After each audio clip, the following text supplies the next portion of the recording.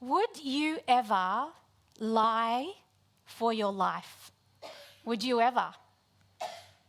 Would you lie if your life was counting on it? Do you ever complain about your boss? Not me. Do you ever complain about your boss or your partner? Do you ever? Any resonance for anyone? Have you ever gone ahead and made a plan and forgotten to ask God what he thinks? Forgotten to check in with him? What do you think, God? Have you just gone gung-ho? Or have you ever talked about someone that annoyed you, and you talked to this person, and you talked to that person, and you were sort of trying to form a posse against the person that you don't like, that annoyed you? Have you ever done that? I'm missing one question. My memory fails me. And do you sometimes ignore what your gut is telling you? When something feels off, do you sometimes just ignore what it's saying? When it's saying, don't go there, beware of that person. Like when your gut is telling you something, do you sometimes not listen? So I wonder, could you find yourself in any of those questions? I shared these questions with my friend, and she's like, but I find myself in all of them. So I don't know about you, you might, but I'm just asking you to maybe choose one that is feeling resonant with you right now. Like, would you lie for your life? Sometimes we don't have to do that, do we? But there might come a day that we have to, that we'll be tempted to. But I wonder today if any of those questions resonate with you, if perhaps you might find yourself in one of the characters that we are going to look at today. So today we're going to look at the scripture through a narrative lens. So one way to study the Bible, it's the technical term, is called narrative criticism. But it means that you'll look at the story, you'll look at the characters, you'll look at the themes, and you will allow them to teach you. And so today we've got just a big chunk of a story. So when I was reading it, I was like, this is a great chapter to look at through a narrative lens. And so if you've been tracking with us so far, I don't know what week we're on now, 8 or 9, I think. But we've been going through the book of Joshua. And if you've been journeying with us, you would know that there's been a lot of ups and downs in the book of Joshua. We've seen where he's listened to God and he's won, and then he's not listened and he's failed. And you see this constant up and down. But you see mighty victories that Joshua accomplishes with his people. And today we're going to be looking at another story, and we're going to pick up in chapter 9. And as we start chapter 9, we'll hear about some kings that have heard about these great exploits. They've heard about the victory in Jericho and Ai, and so they're a little bit worried. So they form a posse, and they align with each other, and they've got a plan. And then there's this other group of people in the story today. They decide to do something different to save their lives. They don't think that what the kings are doing, aligning together, is going to work. So they've got another plan. And we're going to hear that. We're going to pick up that story today. And so one of the overarching storylines in Joshua 9 is how the Israelites, their strength is undermined, not by enemy weapons, but by their own failure to depend on God. So that's one of. As you look through a narrative lens, you can find many storylines, but this is one of them. That God's people, strength is undermined because of something other than the enemy's weapons. That's one of the storylines. And then we're going to look at the characters really quickly. I'm just going to, these are the characters as we enter chapter 9. So we have the kings, and you hear about them first in verse 1. And so as I said, they're going to align to take out the Israelites. And then the people of Gibeon enter. And so they're a group of the Hivites. They're a group of the Hivites. It's like the Hivites are Australia and Gibeon is Sydney. So they're a group of them. And so I just wanted to bring to mind that one of the things that it says in the next chapter is that they have a large town and that their men were strong, mighty warriors. Nothing in the Bible is just said at random. Everything is said for a purpose. And in chapter 10, it mentions that these men are strong, mighty warriors. And then we have Joshua, who is the leader, and we have the Israelite leaders, they enter. And then we have the Lord in the background. So he's not in the foreground in this story. You'll see him, or will you see him? Will you find him? It's a bit like Spotto in this story today. And so then we have the Israelite people, the people that grumble and complain. But we're going to read this story today. So get ready. We are going to read the whole chapter of Joshua, chapter 9. Are you ready? It's 27 or so verses. But if we can, so while we're reading, you have a job. And these are your jobs: to put on your glasses. If we could go to the next slide. And so I want you to be, if you've already seen which character you relate to, watch that character through this story. Find the character. Learn what not to do as this story is read. And I want you to notice, where is God in this story? And what are the themes that you are hearing? Because God wants to speak to you today through this story. So I want you to put on some glasses and look at this story. And so today I'm going to be your narrator. And I'm just going to invite up my drama team.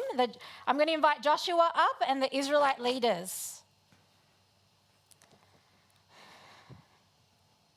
You got a mic? I will. You will? Thank you. And I'll need your mic as well. Great. So this is Joshua. You may think of him as Guy. Don't be too overconfident. I think that is your downfall.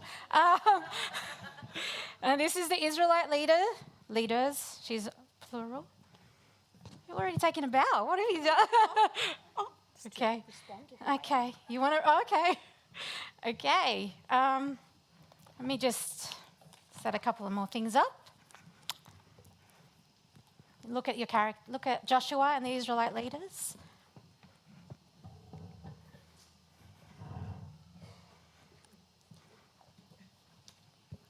So we're going to start with Joshua 9. So I invite you to enter into this story. So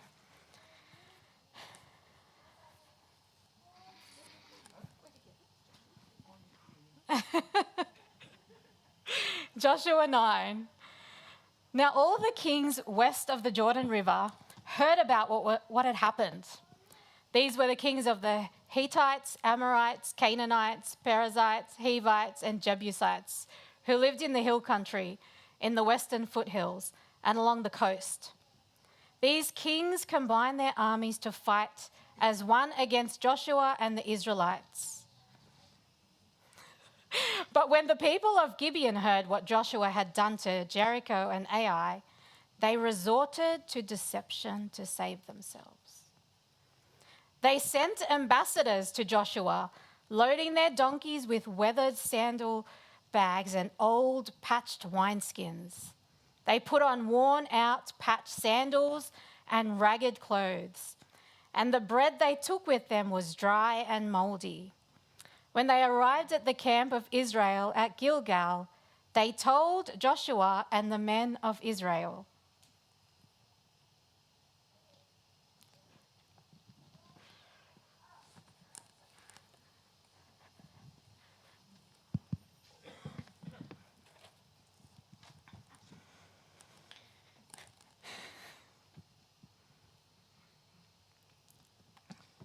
"We have come from a distant land to ask you to make a peace treaty with us."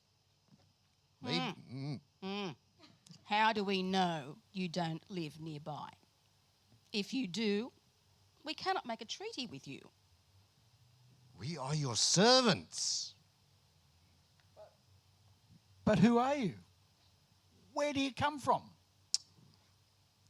Maybe you've heard about us. We come from a land done under, where women grow and men plunder. Can't you hear? Can't you hear the thunder?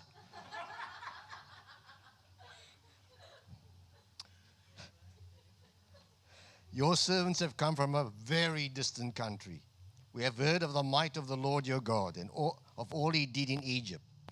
We have also heard what he did to the two Amorite kings east of the Jordan River, King Sihon of Heshbon and King Og of Bashan. So our elders and all our people instructed us, take supplies for a long journey, go meet with the people of Israel and tell them, we are your servants. Please make a treaty with us. This bread was hot from the ovens when we left our homes. But now, as you can see, it's dry and moldy. These wineskins were new when we filled them, but now they are old and split open. Our clothing and sandals are worn out from our very long journey. One day, these split clothes will be called fashion, and people will pay lots of money for them. But now, it's because it's been a long journey. So the Israelites examined their food, but they did not consult the Lord. Then Joshua made a peace treaty with them and guaranteed their safety, and the leaders of the community ratified their agreement with a binding oath. 3 days after making the treaty, they learned that these people actually lived nearby. The Israelites set out at once to investigate and reached their town in 3 days. But the Israelites did not attack the towns, for the Israelite leaders had made a vow to them in the name of the Lord, the God of Israel. The people of Israel grumbled against their leaders. People of Israel grumbled against their leaders because of the treaty. Since we have sworn an oath in the presence of the Lord, the God of Israel, we cannot touch them. This is what we must do. We must let them live, for divine anger would come upon us if we broke our oath. Let them live. So they made them woodcutters and water carriers for the entire community, as the Israelite leaders directed. Hey, you. Why? Right? Why did you lie to us? Right? Why did you say that you lived in a distant land when you live right here amongst us? May you be cursed. From now on, you will always be servants who cut wood and carry water to the house of our God. We did it because we, your servants, there weren't enough energy drinks for us, so we're clearly told that the Lord your God commanded his servant Moses to give you this entire land and to destroy all the people living in it. So we quaked in our boots. So we feared greatly for our lives because of you. We were just scared out of our pants. That is why we have done this. Now we are at your mercy. Do to us whatever you think is right.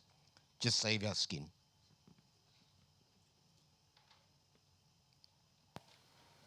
So Joshua did not allow the people of Israel to kill them. But that day he made the Gibeonites the woodcutters and water carriers for the community of Israel and for the altar of the Lord, wherever the Lord would choose to build it. And that is what they do to this day. This is the word of the Lord. Thank our drama team. Thank you. I'll just put it. Can you put it there?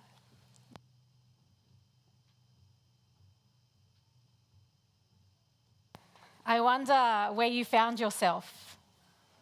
Did you notice where God was? Anyone? You can participate. Did you notice where he was? Did the Israelite leaders and Joshua notice where he was? So today, what a story. There's so many gems, and God can split the word to as many people that are in this room. Did you know that? That you come here for a word that is served to you. Specifically, God has your name on a word. So I wonder for you what you heard today. Or if you haven't heard, keep listening, because God speaks. So we're going to, just for the remainder of our time together, we're going to look at the wisdom that these characters offer us, because each of them have something to bring us. Each of them have something to teach us, each of the characters. And we're going to look at just a couple of them, not all of them, but just a couple of them. And the first character we're going to look at, the first group, is the Gibeonites and what wisdom they teach us. And as I was reading it, they teach us the fear of the Lord. Because why did they deceive?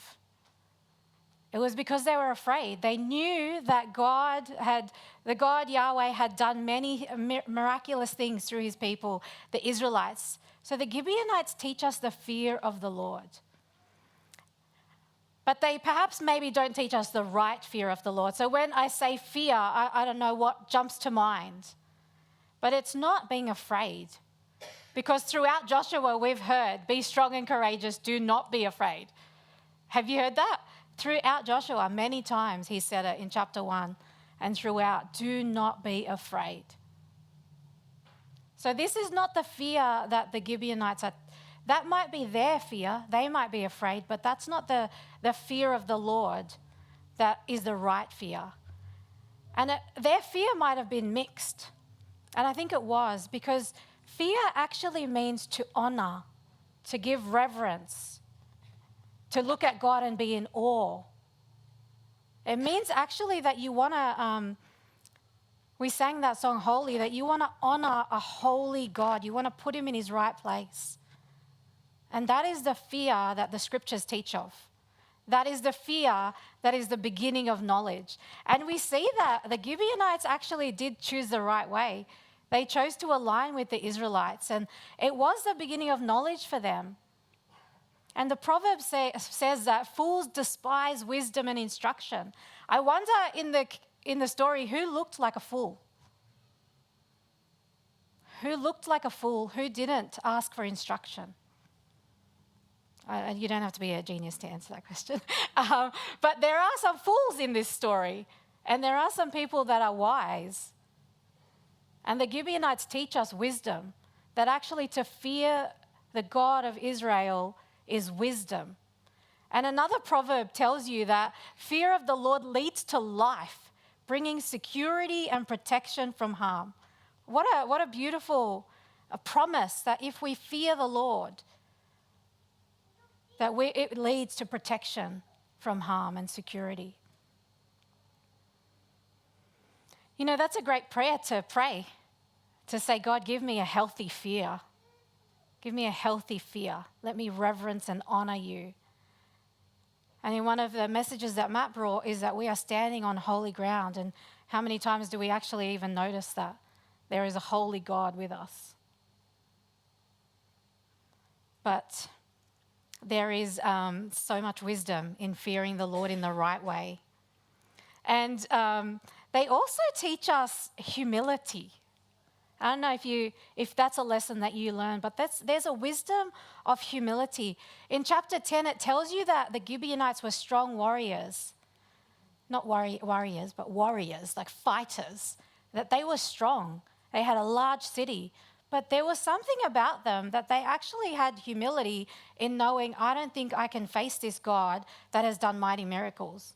I think it's better to go and submit to the people that this God knows. And I love their submission. And if we could look at the next slide, that they teach us submission. It says to submit to God. Submit yourselves to God and resist the devil and he will flee.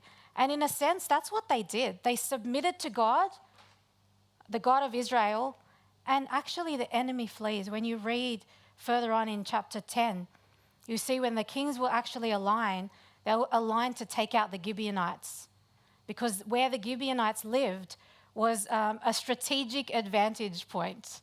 So they really, the kings then aligned to take them out. But in their submission, the Israelites had to go and fight for them. And I just love what it says in this story. So they were made water carriers and woodcutters. And in those days, that's a menial task given to women who were thought of very lowly in that culture. But if you notice in the story, they're actually woodcutters and water carriers to the altar of the Lord. I don't know if that resonated with anyone. But it actually, they were in close proximity to the worship of Yahweh, of God. I think that's a real powerful thing, that in their submission, in their surrender to this God, they had such a close proximity to the presence of the Lord. I wonder how their lives would have changed. I wonder how our lives will change if we submit and say that God will do anything in your house. We'll clean the toilets just to be in your presence. That takes humility, doesn't it? Because they were powerful and they could have aligned with the other kings. But that takes humility. It takes submission. It takes kneeling down to a holy God. So those are just some wisdom that I got from the Gibeonites. And then from Joshua and the Israelites, they teach us wisdom. And I loved that that guy was like, yeah, because they actually were overconfident. They had seen God do mighty miracles, and their overconfidence, even in the stories before in AI, it was the thing that was their downfall. And in Proverbs, again, the book of wisdom, it says that trust in the Lord with all your heart, lean not on your own understanding, but acknowledge him. He was here. God is here. God was present to them, but they did not acknowledge them. And a key verse in the NLT says, do not depend on your own understanding, seek his will in all you do. I wonder about you if that's your heart posture to ask God, should I do this or should I do that? And it's not, should I have this breakfast cereal or this or toast? Like, it's not those decisions, but it's the big decisions in life that you would just want to check in. Just notice how you're feeling. Is there a gut reaction of, no, I don't think God wants me to do this? It says, do not depend on your own understanding, and he will show you the path to take. He will show you the path to take. I don't know about you, but I'm not very good with directions. And since having a phone that tells me where to go, I've actually got worse. But God will tell you where to go. Often we're like, what do I do next? What's my next step? But he will tell you. He will tell you what to do next. In those life decisions, in the small decisions that you want his help, he is there. He is there. Don't be impressed with your own wisdom, because we all have wisdom. We all know things. Don't be impressed by it. Don't be impressed by it, Judy. Like, we all know things, but he is the one that is all wise. He knows what's best for you. He knows what's best for me. And when we ask him, he will lead us down those paths. Don't be impressed. Don't be overconfident. If you remember an image, remember Guy going like that. Because often we can be like that. I've got this. But actually, no, God's got me. And we learn that leaders, a mighty man, Joshua, a mighty, mighty man, gets it wrong. So just a note to self, leaders get it wrong. And the word says, for all of us fall short of the glory of God. All of us have sinned. All of us. All of us. And I think I was tempted to use the verse in Romans that says that God turns all things together for good to those who are called according to his purpose. And because in this story, he actually does. Like when the Gibeonites aligned with the Israelites, they actually gave the Israelites then the strategic advantage in the land that they were. It was the hill country, and whoever had that had all of the hill country, whoever had the spot that they were on. So God actually turned it for their good in the end. And what do we learn about God? The one that's in the background, just there, present. What do we learn about him? What a verse. This is like the key verse in the chapter. The Israelites examined their food, but they did not consult the Lord. And in that verse where it says, but they did not consult the Lord, there is the invitation and the noticing that actually the Lord was there to be consulted. The Lord was there to be consulted, is what that verse is saying to us. But they did not consult the Lord. So this morning, the wisdom to us is when we need wisdom, when we need to know which way to go, to ask God, ask Jesus, that he's a generous God and he will give it to you and he won't rebuke you for asking. I love it in the Message translation. It says, if you don't know what you're doing, hands up if you don't know what you're doing. Well, hands up if you do, because then I want to talk to you. But it says, if you don't know what you're doing, pray to the Father. He loves to help. I want to say that again. If you don't know what you're doing, pray to the Father. He loves to help. You'll get his help. And it says he won't be condescended to when you ask for it. I don't know if you've ever thought if I ask this person, they're going to talk down to me. But the way this translation says that God will not speak to you in a condescending way. If you've ever had your mum or dad or someone in authority speak to you in a condescending way, with that intention that you don't know anything, it says that God, who is holy, almighty, to be feared, will not speak to you in that tone. And the invitation says to ask boldly, believing without a second thought. People who worry, their prayers are like wind-whipped waves. God wants us to be people that are bold and believing and come to him. And as I've just been thinking about this, I love the verse in Psalm 46:1. It says, he is an ever-present help. Ever-present. So when you go this way, when you go that way, when you turn, he is ever-present, all around us, within us. Ever-present. And he was ever present in this story. He was ever present to the Israelites. And we see in chapter 10, 3 of the most miraculous things take place. That God intervened in chapter 10 to fight for the Gibeonites and the Israelites against the kings. And 3 mighty miracles in this story, that the sun and the moon stand still, that hailstones are showered down against the enemy, and that God puts a supernatural panic into the enemy's hearts. 3 miracles in the next story. And it was because of the Gibeonites. It was because the Israelites had to go and fight for the Gibeonites as the enemy came against them. And you see 3 mighty miracles in the next chapter. God turns all things for good to those who love him and are called according to his purpose.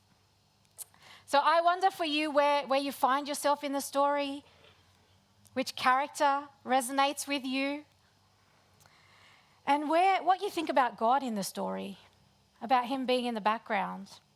And as I've sat with this story, I was just thinking about God and his place in the story. Like he's so in the background. And in our lives, he always wants to be in the foreground. There was like maybe 10 years ago, I feel like I had maybe 5 years of God asking me to come and dance with him. I know you might think it's weird, or you might have had the same invitation from God. But I had, it was just consistent all the time, come and dance with me. I don't know if I was not responding yes, that he kept asking, but I think it was more that would be the way that I lived, that I would come and dance with him. And I don't know, has anyone done any dance classes? Have you guys done any dance classes? I know that there's some dancers down the back. But what do you need when you dance with each other? So, well, you need a partner, very good. But what else do you need? Coordination. Yes, Wendy, you get a chocolate. You need a leader. So I don't know if anyone has done a waltz, any other dances like that, but you need a leader, don't you? You need a leader. You need someone that's going to take you around the floor, someone that's going to show you the steps, and you need a follower. And I think for me, the invitation that God was giving me, and dancing is intimate, depending on the dance that you're doing, but it's intimate, it's close, but there is a leader, and there is a follower. And there is a partnership and a unity and a union. When I was talking to the other people at Austral, we talked about so many analogies about dancing. And someone said sometimes there's not enough men. So then both the ladies have to be, the lady will have to pick up the leading role. And I think that's, sometimes we pick up the leading role in our lives. And we think we're leading, and God's got to get onto our agenda. And I wonder for you in that relationship, if you are dancing through life, who's leading and who's following? And one of the other ladies shared something so beautiful. She used to, so many stories came, but one of them said that her dad used to hold her back really strongly, and she would have to give herself over to his leading. And another lady said that she used to dance on her dad's feet, and he would take her around. There's just so much imagery of God actually wants to lead us in life. And God actually is the lead character in Joshua 9. But he's also the lead in Joshua. And he's also the lead in the Bible. And he wants to be the lead in our lives. And I don't know if you already know Jesus as the lead. And some days we can, sometimes it's a dance between who's leading on a day, in a moment. But I just want to give us the opportunity, like if you already know Jesus and you have felt, God, sometimes I just want to take the lead. I just want to go. I just want to go and get this done. I want to do it my way. If you've felt like that I just want to give you the invitation today. We're just going to sing a song to end. If Lee, if you could play some keys. But we're going to sing a song, and I want to give you that invitation to talk to Jesus. And if you felt like you've taken the lead, give it back to him. Let's say, God, I give it back to you. And if you have felt, sometimes you can feel that God is absent in the dance. But he never is, but sometimes it can feel like that. Like, where are you, God? I don't feel you're leading. And I wonder sometimes you can be so close to God that your union is so close that he is so present to you in your inner being. I wonder if you could just ask him, God, would you just presence yourself more so I can feel that firm hand on my back? Because he's a good dad and he wants us to know that actually he's got us. And if you've never made a decision to let Jesus be your leader, today would be a great day to do that, to ask him, God, I want you to lead my life. Sometimes we need to make that decision every day, whether we know him or don't know him. We need to acknowledge him as Lord and to put him as first in our life. And I don't know how this metaphor works for the males in the room, but you can figure that out. I'll let you figure that out. It's so much easier for the ladies. And I've been sitting with this and I was like, is it harder for the men then? Because their natural inclination is to lead. And I wonder if that's your invitation to God, that you've made me a man to lead, but I want to lead under your leading. Maybe that's your invitation today. But there is an invitation today. And God is speaking today. And he wants to lead you through life, He doesn't want you to be deceived by the wrong voices. He wants you to inquire of him because he's there, ready to help. A good dad, ready to help.